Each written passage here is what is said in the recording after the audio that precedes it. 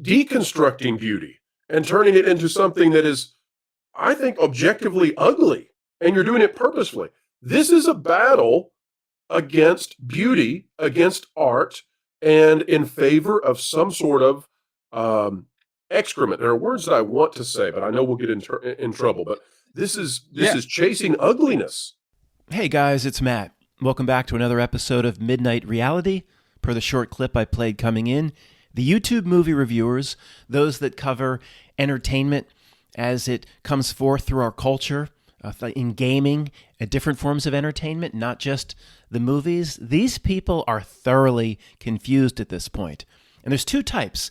There's those that work for Variety magazine and just bow down to everything the Notnilc wants, and no matter how horrible the next Star Wars is, everything's great and wonderful. There's the type, like the critical drinker, that push back, or at least that appears to be what their role is, that say, what is with all this woke stuff? Those that push back, and I don't believe they're all role players. I think many people like Dave and others are legitimately trying to push back. They don't understand, collectively, these movie reviewers and culture entertainment writers and video makers, they're so confused at this point because the YouTube video makers that try to call it out, they see at this point that, for example, Disney must realize that nobody wants this because the numbers are the numbers. Nobody's going to see the movies. The percentage of streaming is going down. They've wasted billions here in this project that nobody wants. This is why they're so confused. They point at Disney as always the number one that gets the ire of everyone and is leading this charge on this endless woke and social justice warrior bullcrap and race swapping bullcrap. So the cultural entertainment reporters that are, on, let's just say on our side on YouTube, are so thoroughly confused because so many IPs, quote, have been destroyed, and there's been so much horrible backlash and so many bad box office numbers. They're going, well, Disney, for example, has to know this. And then they get really confused and say, well, it's supposed to be about profits. I don't understand. If it's about profits, they say, how can they be putting out something that they must now know their base audience doesn't want and 80% don't want? Yet they keep putting it out, but we're told this world works on profits, and it's a stock company. What does Wall Street have to say?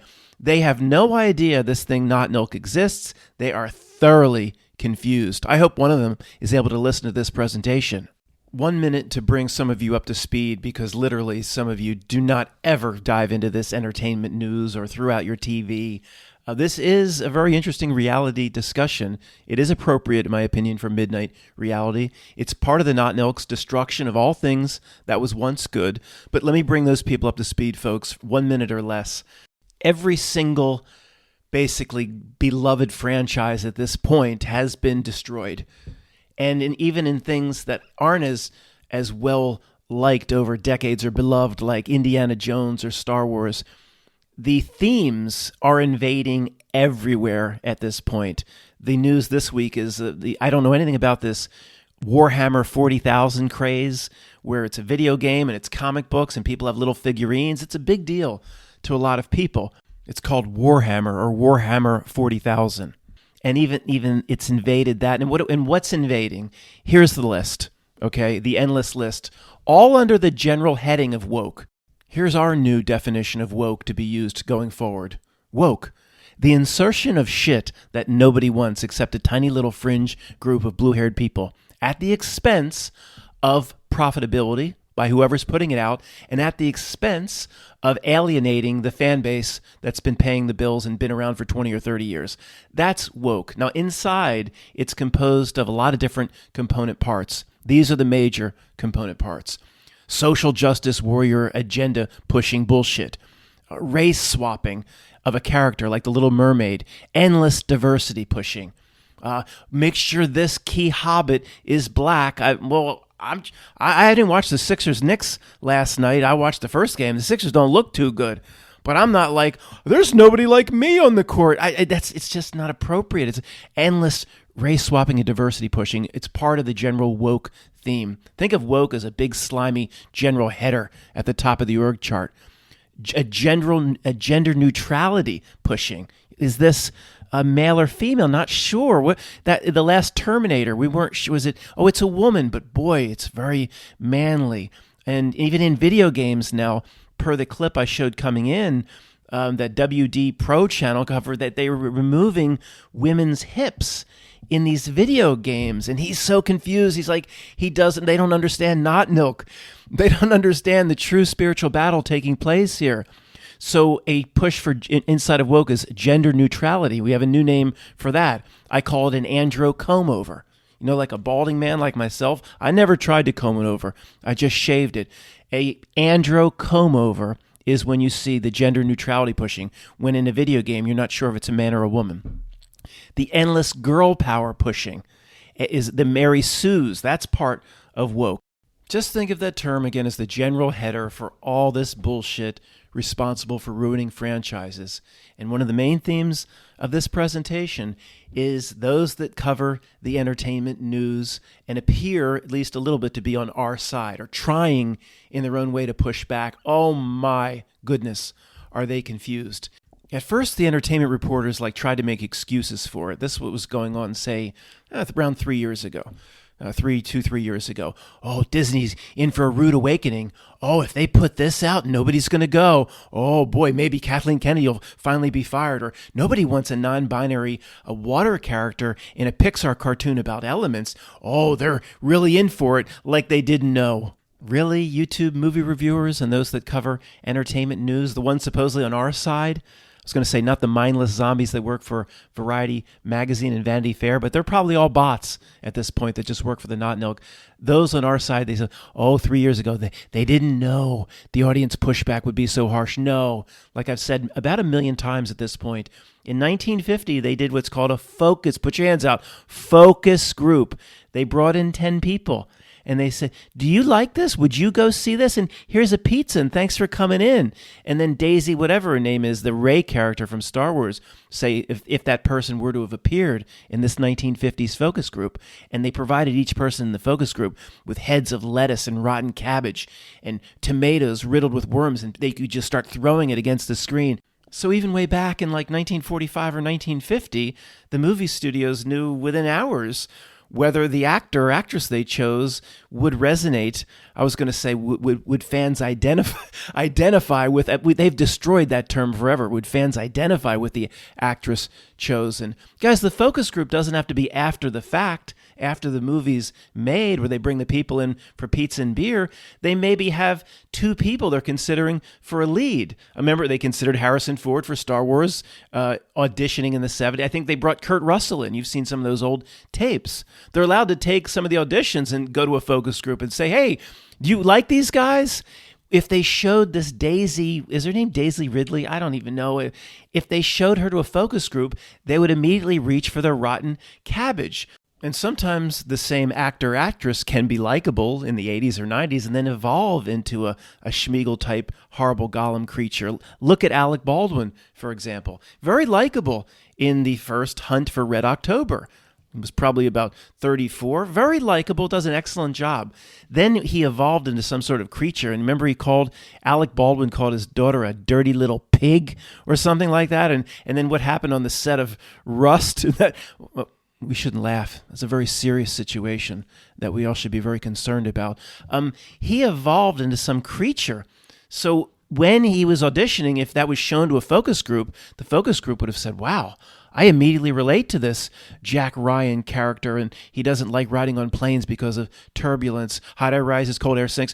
But then they show him, say, last week, or he's auditioning for a new movie if he's out of jail regarding what happened to Rust. The audience, if they all know him, but say they didn't, the focus group would show the audience disdain and contempt and hate for the current Alec Baldwin. You understand how that works? 22 Mile to Davenport? Here's a question. Do you think the movie studios of today, with the internet and certain technologies, do you think they have more resources to determine what an audience wants or less than they had in 1950? I'll pause for as long as necessary so you can get the answer. Do you think they have more tools available or less than 1950? Okay, didn't even need to pause that long.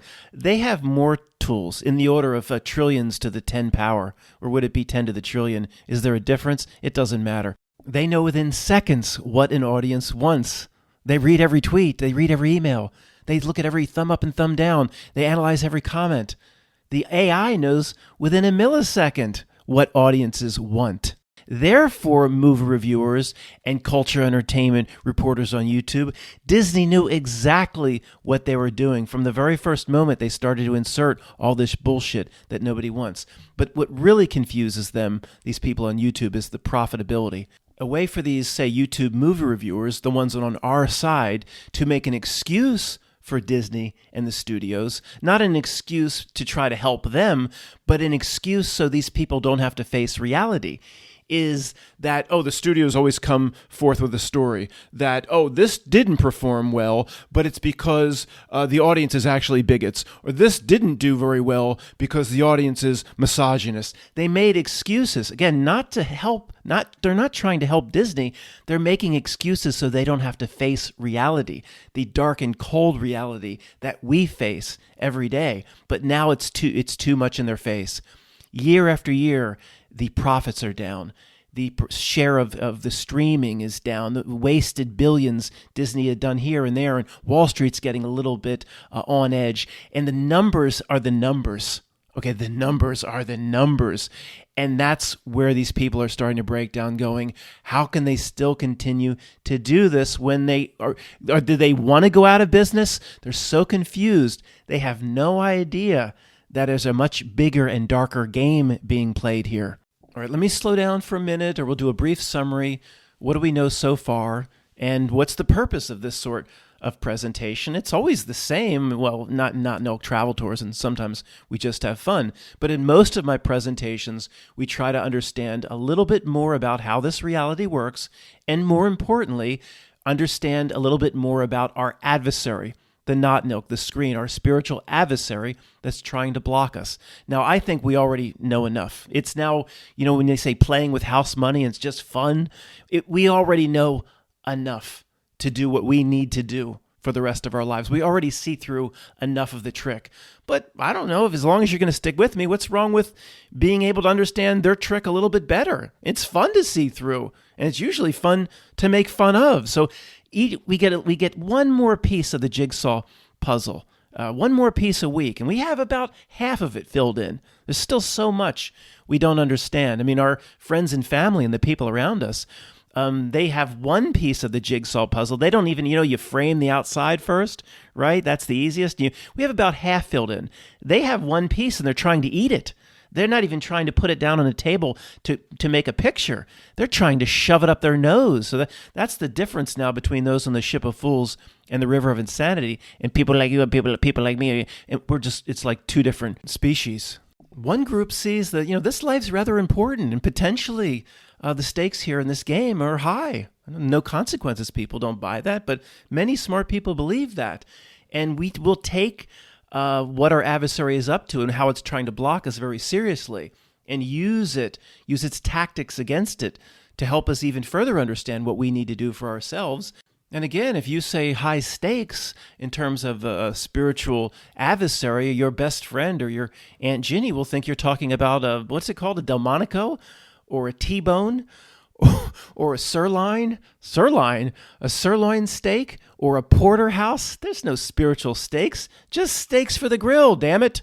So in terms of what we're talking about here, back to the main theme, when, quote, Notnilc, via its Hollywood instrument, inserts all this bullshit into movies that nobody wants, and race swaps out the Little Mermaid, and it's endless bullshit we've seen now for about 8 years, it's not about those agendas at all. The Notnilc doesn't care one bit about diversity or anything like that. Its minions on the ground are brainwashed into believing that, but its ultimate goal is to destroy all that was once good. Now, that's a whole nother conversation. Why is it out to destroy all that was once good? We're examining like middle-level management here. Okay, we all agree it is out to destroy all that was once good. And a way to do that in the modern movie or TV show is all these woke agendas. Again, it does not care one bit about the agenda. That's your best friend believes, oh, the communists and the socialists and the hardcore radicals have infiltrated everything. And some of them at that level of middle management, again, they are brainwashed to do the bidding of the Notnilc. They do think they care about, or they've been brainwashed to care about, that social theme. Okay, but they don't understand, of course, the big picture. Now, the other side of this discussion brings in Dan's recent revelation, and he's absolutely moving our understanding of this part of this equation, everything we're talking about here with entertainment and culture. He has moved our understanding of reality forward, and I've never heard it put so well. So what have we struggled with? Again, I'm changing up the theme of what I've talked about over the last 10 minutes. We'll return to it and try to tie everything together. On the flip side, when something comes out of Hollywood that is truly good and pure, or you could even say spiritually uplifting, what has this community done forever, including myself? We ponder, how could something so good, pure, with a frequency that uplifts, how could that have gotten out of dark Hollywood? How is it allowed to get into the theater? We've talked about this mostly about Dances with Wolves, but other movies as well. We say to ourselves, how the heck was that allowed to be made?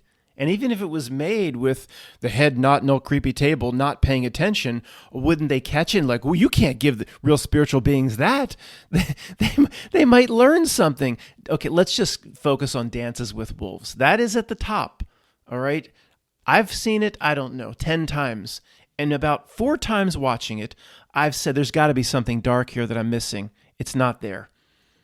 Michael, examine it. Michael examines a lot of stuff for me to see if there's a darkness in it or if it's a purity thing. If maybe I'm missing something, but in all the years we've been talking about it, no one's ever come forth and said, Matt, you're missing Dance with Wolves actually very dark. It's not an uplifting message for a real spiritual being. So until somebody convinces me otherwise, it is the number one movie in terms of great messages and spiritually uplifting. And we're not going to get into the details. We'll talk about it some other time. Okay, just one more minute before I start talking about what Dan presented. In the past, even me, of course, we had a first or second grade truth or knee-jerk reaction. We would say things like, okay, yeah, this movie's pure, or the message in this song is pure, but they had to show us. It's like a contractual agreement, Matt, or they have a quota. For every dark things they do, for every 10 dark things, one has to be good. And it's a contractual binding thing. And they know that they're in a role here in a reality system created by a much more powerful individual. And it can't be completely 100% in one direction. They have to show us. I've called that first grade, but there is some truth to that. All right, if this bad guy here in general is a role player put here by a much higher power, well, there will be some rules on it. No, I don't buy as you know, I don't buy the hijacked thing. We'll do a whole video on that, which we've done many, but it's fun to do once a month. I don't buy hijack. I don't buy it. Maybe they've overstepped the contractual boundaries, but it's not hijacked. Let's not get into the weeds on that. Many of you believe it is hijacked, this reality, by creeps. A lot of people here don't. Most people at most other, quote, truth research channels absolutely believe. I would say 80, 90% believe that there's a bad guy here that's just doing its own thing, hijacked. This channel's a little bit different.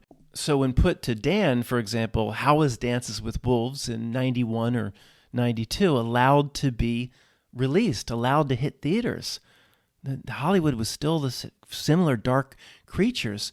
And here's the way he put it, and it was like, wow, okay, that's it. He said, Matt, okay, we agree. They are out to destroy, say, all things that were once good. That's a broad term. We're talking about entertainment now. We could talk about this general Notnilc tactic in 100 different areas. If you're out to destroy all that was once good in a certain area, there has to be a comparison point of what was actually good. In other words, if you're out to destroy, and that's your role as the Terminator, to destroy what was once good, there has to be something that was once good. Give me a minute to get this out. It might not come out the right way at first. For a loaf of bread to go stale, it first has to be fresh. You can't just make it stale and that's it. For a certain other type of food to spoil, it has to be once first good. There has to be the key is the comparison point. I have more bad examples, but you want me sitting here for an hour coming up with perfect examples? As long as you get the point, it doesn't matter how bad my examples are. If all a certain group of people have ever seen, say, beaches just destroyed with slime and sludge and trash and junked boats, and just every beach from the moment they were a baby, they've never seen a beautiful beach. Not a great example, I know. There is no destruction if that's all it ever was. Dan put it like this: they give you a taste of the pure. Not much. Dances with Wolves, Wizard of Oz, a few things here and there, a few songs, a few pieces of music. They give you a whiff, I think he put it, or a taste.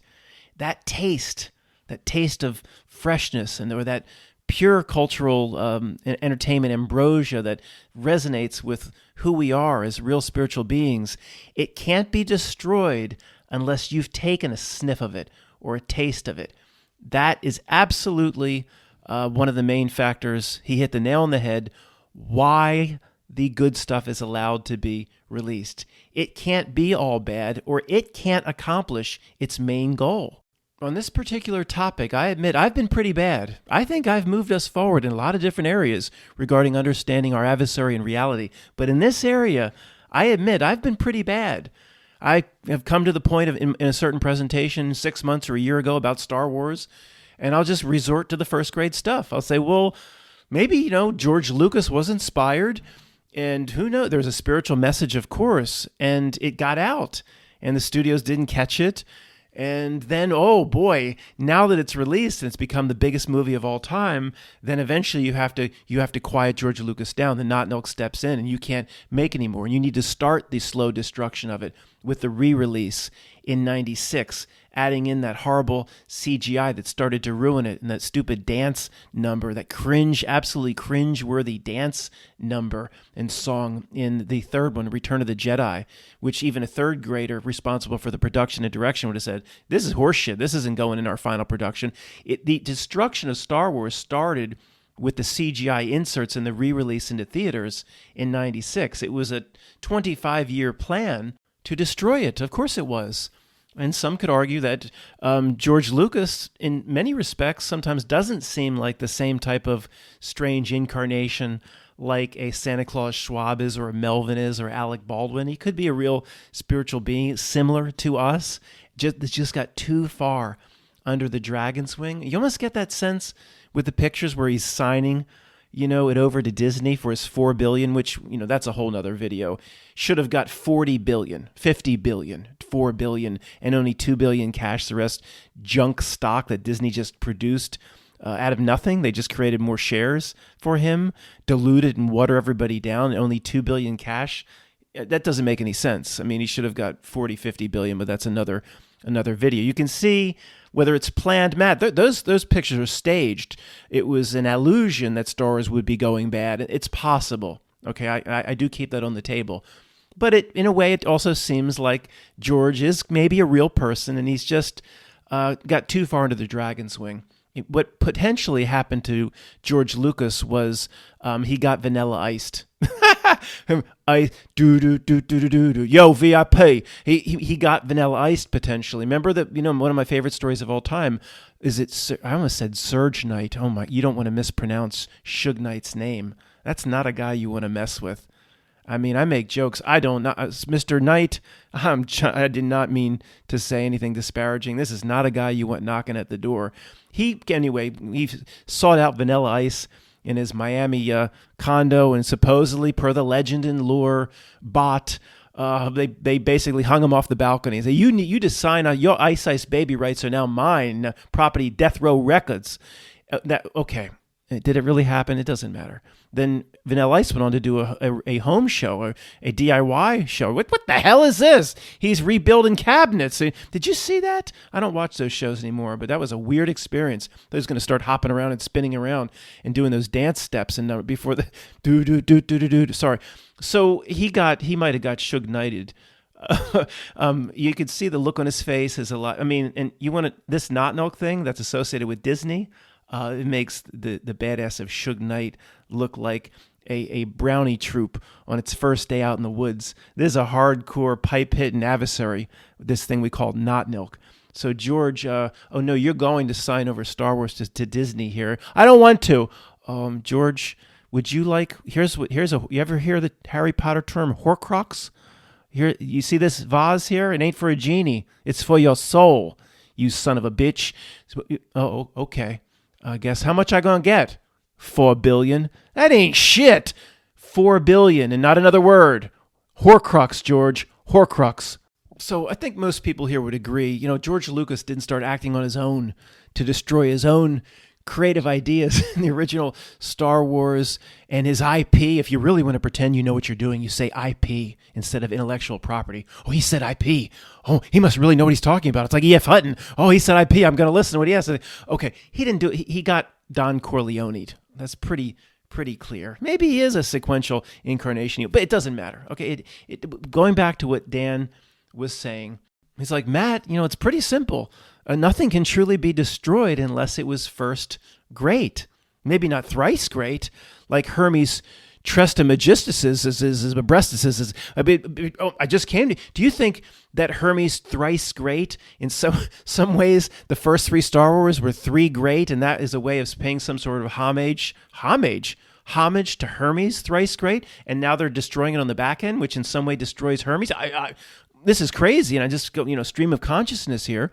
But somebody's saying, in Skokie, yeah, Matt, that's how they do business. It's possible. Nothing is off the table in terms of this creepy thing here we call Notnilc.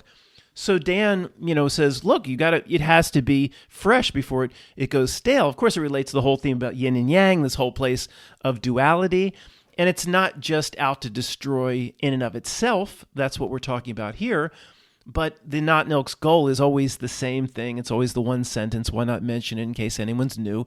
To have a real spiritual being remove the spiritual side of itself, cut off its own Vitruvian man arm, or that side that represents the spiritual in favor of the material. It can't do it to you. One has to choose to do it to oneself. That's all it cares about. It's always the same sentence. So in this case, everything flows back to that same tributary. What are the tactics that support the overall strategy? It's a master of demoralization, right? It's a master of learned helplessness and hopelessness. And you have to seek the state for answers. And it's an expert at that. But again, even that is not the end in and of itself. That is just a means, again, to its overall strategy, which is always the same sentence. And it will bring a demoralization that people that love their Star Trek or their Star Wars and everything has a certain lifestyle relationship and these woke themes, and people are completely, the fans of these franchises are completely demoralized. And it always gets several things out of its actions. It's not just about the demoralization.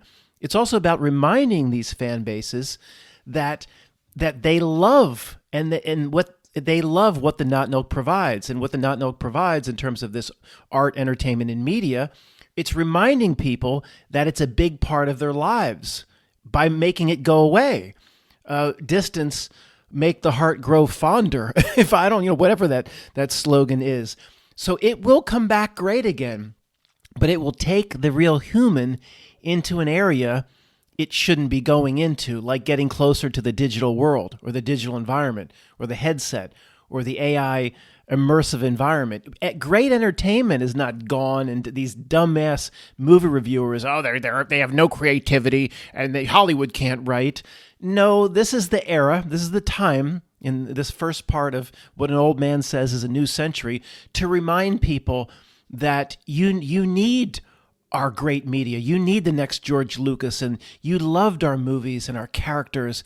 And by making it all go away and destroying it for almost a 15-year period, they will bring it back. Okay, it's not going away forever, but when they bring it back, it will be with a new media, or a headset, or a digital world, or there's no. I mean, obviously they know how to write. The basic formulas of making a successful movie have been known since the early 40s. So this is another thing, these movie reviewers, they just don't get it. I mean, they seem kind of intelligent when they make their presentation. But to overlook, these common sense things, there's something wrong with them. I don't understand. Maybe they're on some sort of download. Like we talked about the focus group. They think Disney doesn't know what people want, or something. I mean, that's just impossible. Any first grader could see through that. What's wrong with you, movie reviewers? and then what we're talking about here. The basic formulas for a good movie. I mean, it's just nothing new. It's pushing 100 years old. But these movie reviewers think that the studios now are lost and they don't have a clue. And there are 10 common sense reasons why that explanation is impossible. Not unlikely. It's impossible. Disney doesn't know what to do, or the writers don't have a clue. If they don't, again, one last time, if they get stuck, there are formulas that have been talked about in film school since the 50s. I mean, come on. What is wrong with these YouTube movie reviewers? And somebody's screaming at me right now. I can hear you now. We'll keep this on the table. Yeah, Matt, do you ever hear of Occam's razor? What's more likely, Matt, that these movie reviewers are just all as dumb as you say, and they don't have a shred of common sense, and they keep saying the same things, the same mantras over and over again, and if Disney's blaming the fans, and Disney's blaming... Or maybe, what's the other alternative? That they're shills of the system on some sort of payroll. They're actually playing this role on behalf of Notnilc. And if they're not on payroll, well, they're on some sort of download, just as you say, Matt. Well, yeah, I keep that on the table.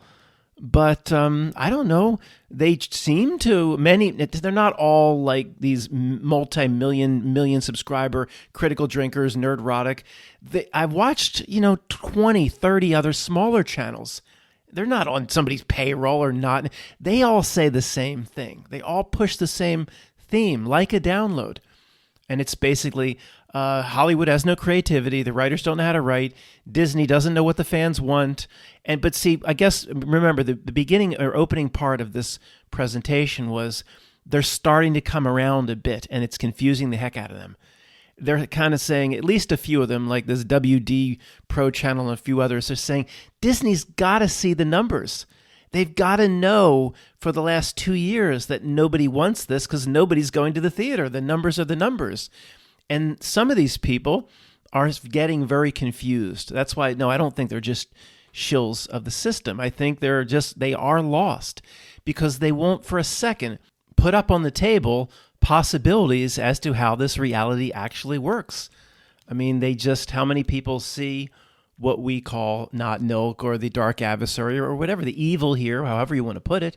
How many people acknowledge it? At least, again, a Christian acknowledges Satan, and that's somewhat close, but few people will give this sort of idea any credence that there's something organized working against us. It's very patient, and it makes plans over 50 or 100 years. So in summary, if you've thrown your television out or you just don't keep up with any of this, it fascinates me. I watch it as I eat my Wawa sandwiches and things like that, like I've said. It just spreads and it never ends. The woke, the social justice warrior, the race swapping, diversity pushing, gender neutrality issues, which I call the Andrew comb-over, the endless girl power, Mary Sue's. I mean, now it's invaded places where people never thought it could have invaded, like Warhammer 40K. I don't really understand it, but the fan base is it's very niche, it's very loyal. The issue with Warhammer, I guess I should say, it's these factions fighting for control of the galaxy. Again, I don't understand it. It can be very dark and, the animation, whatever. There's a certain faction of Space Marines that have just, I don't know, for 30 years always been men, and now the women have to be, there's these diversity groups that are fighting to get, and the company is now bowing down to them. And why does the company always bow down to the blue-haired people? And why does this always happen? It's so... There's no other description but the download. I mean, there's really no way to explain it. So now they are, okay, we want to appease this little radical group of blue-haired people, and we have women as part of these Space Marines. When nobody asked for it, nobody inside the game, nobody that paid for the game was calling for it. See, one of the common sense aspects of this is, it does, this could also be part of the Reality Gives Itself Away series, Proof of Notnilc. Why doesn't anybody just say no, or any corporation? See, it gives the whole reality away in many respects. Whenever this reality is examined in close detail, it just all breaks down. Okay, again, we don't need to know exactly what this Warhammer game is. Again, I don't think it's just a video game. It was developed as a role-playing game initially, and people moving little figurines around. Anyway, the fan base is very loyal. So how would all this start? The big problem, I guess I should have said it first, is women are now part of the Space Marines, and the hardcore 25-year fans of Warhammer are saying, how did woke get even in our game? They're just, women are not Space Marines. They play other roles in this game. And how did this happen? It always goes the same way. When you think about it, or we do this little case study, it all breaks down. Well, how would it happen? Okay, there's groups of the blue hair people and their little diversity groups, or whoever manages this DEI score, whatever that is, starts putting pressure on the Warhammer people to make this change, or to add women here, or to put in more people of color, or whatever, however terms they want to use. If anything were real in the world, again, they would just say, no, we're not going to do it. And there's always like this, this rationalization, even in our own community, how this little group of blue hair people has power. Matt, you don't understand, Matt, the power they wield through social media. How? What power? I mean, they could make it really rough on the owners or the controllers of Warhammer 40K, Matt, if they don't bow down. How? Again, the owners of, if I owned Warhammer and they were, Matt, there's all these protests that there should be female Space Marines. I said, well, so what? Let them protest. Well, so what? I'm going to continue to provide my fans what they want. Let them take to the streets of Seattle and have the police come in with tear gas or something to break up the mob. I don't care. Why do they care? How does it happen? The main point is, it gives, now I know why they don't say no. We have theories like the download and this thing here called Notnilc, but the main point, or the common sense point to my friend Tony or the person on the street is, why don't they just say no? Why doesn't the comic book maker just say, no, I'm not going to make my lead superhero character start dating another superhero character that wears jockey shorts. I'm just not going to do it. Then they'll go to social media. Well, so let them go to social media. Why do they care? So that's what I'm saying. This is a bad example, but I'm going to try to relate it to me in this channel, Matt, Quantum of Conscience, and like the Spike Lee fan club, for example. I think this might not work, but at least we can have fun with it. Have I ever spoken ill of our friend Spike Lee? Have I ever kind of degraded him in any? Yeah, just a little bit, a few times. Let's say the Spike Lee fan clubs, which don't exist, nobody's a fan, but let's say they existed in Chicago and Los Angeles, started organizing. This Matt's speaking bad against our heroine, Spike Lee, and they, Matt, you better be careful. They want you to start praising Spike Lee as part of every single presentation. I was like, well, who cares? Who cares what they want? Or what they're organizing for. In fact, if they organized, it would make me speak ill about him even more. I would devote entire videos per week to making fun of Spike Lee if they were organizing against me to stop it. Why isn't the reaction the other way? Why doesn't the CEO or whoever controls this Warhammer, this is our example of the week, say, well, now that you're being such a pain in the ass, I'm going to make sure whatever they're asking for, whatever diversity or inclusion, or I'm going to make sure that never gets in the game. Go the other way. One of the best advice of all time is what Harrison Ford as Jack Ryan said to the person playing the president in the movie Clear and Present Danger. That was the third one in that Tom Clancy trilogy. The first one, Jack Ryan, was played by Alec Baldwin in The Hunt for Red October. So the president, they're trying to cover something up, his relationship with somebody at college that turned out to be tied in with the Colombian drug cartels and a drug dealer. And they said, Mr. President, we'll downplay your relationship. We'll say you hardly knew each other. Oh, yeah, we'll spin it. And the president looks to Harrison Ford, who's Jack Ryan, and says, you think something different, don't you? And he says, yeah, I would go the other way. I would give him nothing to report. I would say you would get even closer to this person. So it said, how do they put it in the movie? Were you friends? No, we were best friends. Get closer to it. Give them nowhere to go. Were you best friends? No, we were lifelong friends, he says. Just actually get closer to it. The more you run away from it, the more the press will scurry after it and make it a bigger story. If you get close to it, there's nothing for them to report. It just dies out. And this advice is applicable to every one of us in thousands of different situations. Don't run from anything. What's the tendency for most people? Did you do this? Did you say this? Were you insinuating this? Oh, no, I would never do that. Or why would you say that about me? You should, try to cover it up. So, yeah, I did that. So what? Yeah? Were you staring at that girl's ass? Yeah. Well, so what?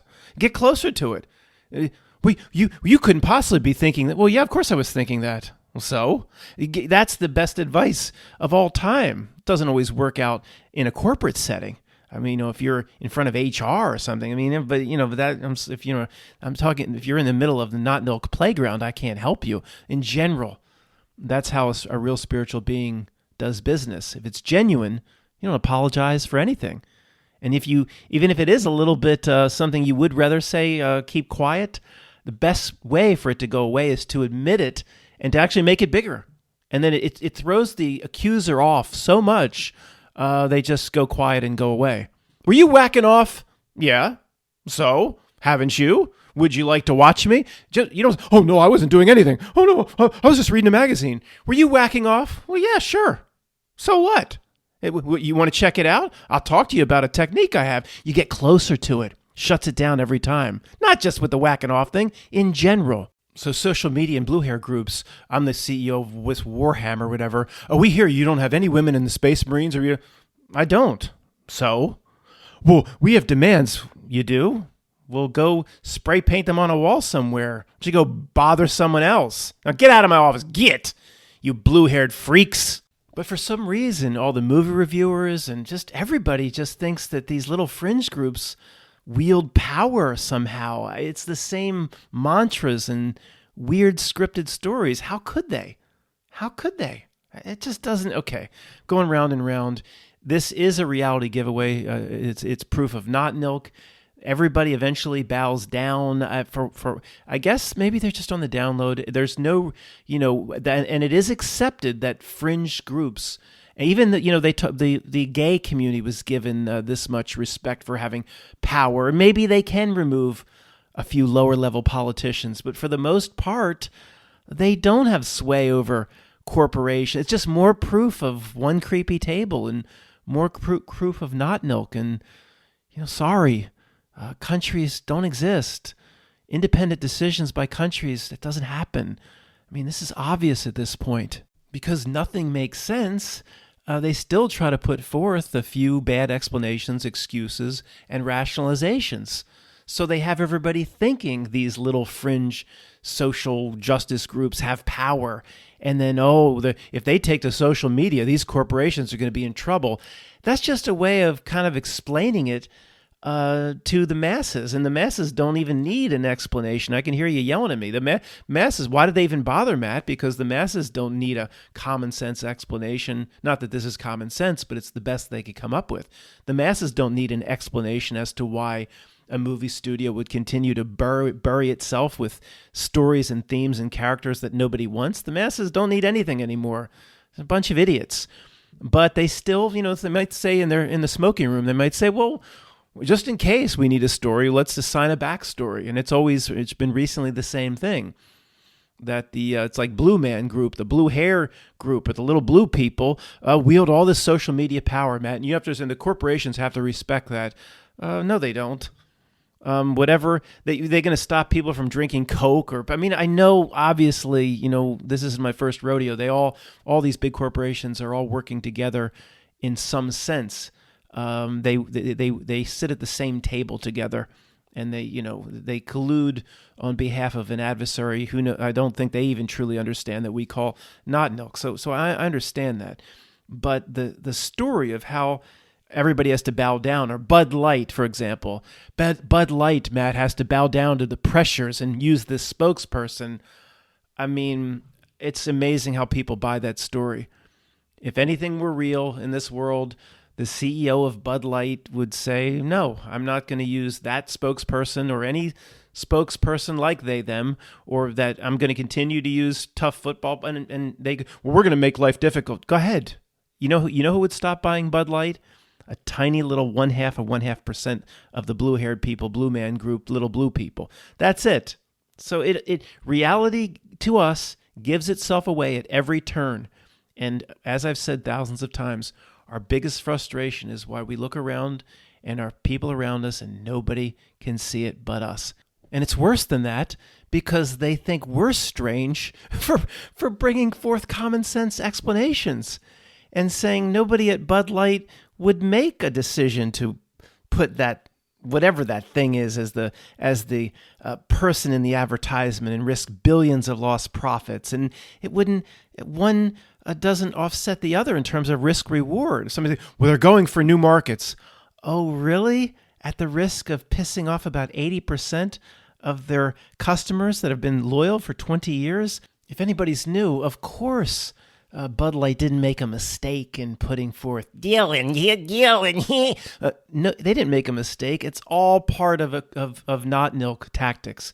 The whole system and how it acts as one is so obvious to us. Anyway, guys, I could just continue to complain about this for the next hour. Thank you to Dan for helping us out. Why can a great movie like Dances with Wolves get made? Did it just slip through the cracks? No. It's almost like for them the completion of the spell. In order for something to be truly ruined, and for them the Death Star is almost complete, it needs to be something. Parts of it need to be good and real and pure, or it cannot complete the cycle. It could be that simple. And again, if you haven't been following it, basically everything across the board at this point has been destroyed or degraded. Doctor Who, is another one that comes to mind. This is a beloved franchise out of the UK that goes back to the 60s. And people weren't happy with Doctor Who has been a man for 40 years, and we need to have inclusion, and now people weren't really happy. Not that it was because it was a woman. The show itself was terrible. So when the show's terrible and people complain, it's another Notnilc second grade tactic. Then they spin that. People are complaining simply because Doctor Who is a woman, and they're racist and misogynist and bigots and this and that. No, the show's just bad. And the show now, they keep pushing, taking it to the next level. And they'll keep wringing this washcloth out as long as people buy it. And so the movie reviewers on YouTube keep complaining about it in the same way. Now Doctor Who is a black man, and he has certain lifestyle choice.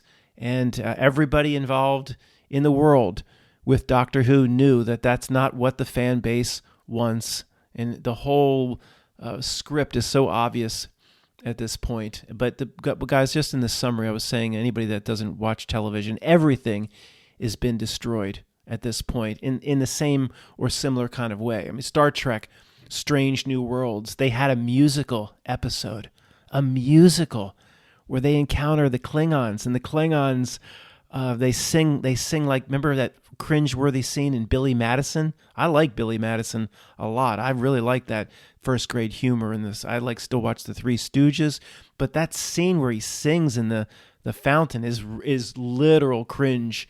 It was like that on the Star Trek Strange New World. The Klingons are singing and dancing in unison. There's not a person in the world that's normal that would in any way be involved in Star Trek and what it's supposed to be to fans that would approve that. We have probably 1,000 examples a week that prove Notnilc, proof of Notnilc. We don't have to do a separate show or series, proof of Notnilc. It's in every single thing we discuss all the time. Thanks for listening.